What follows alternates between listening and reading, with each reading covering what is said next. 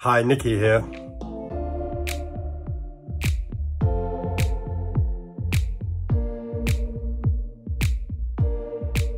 Dry, frizzy, breakable hair, what do I do?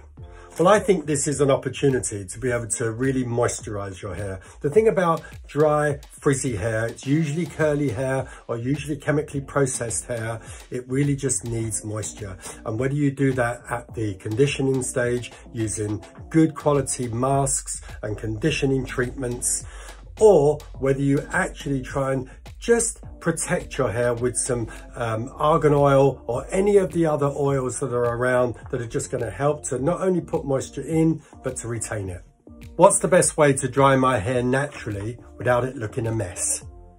Well, I think the key is when you've washed it, try and take a little bit of the moisture out with a towel just to squeeze it off. I think this is the time also to put some product on it. If you're trying to get a certain amount of body into it or you want to control the curl, then think about using either one of the spray volumes or a mousse. Put it, blend it all the way through. The key now really is to try and comb it into position and really not touch it too much. The more it can dry into its set form, then the less frizzy and the less of a mess it's going to look. So try and do that. If you then need to finish off bits of it, then it's okay to go over it with a round brush if you might want to do the fringe or do the top layers, but you can get the bulk of it looking pretty good without doing anything. What's the best product to add shine to your hair when finished? Well, you've got lots to choose from.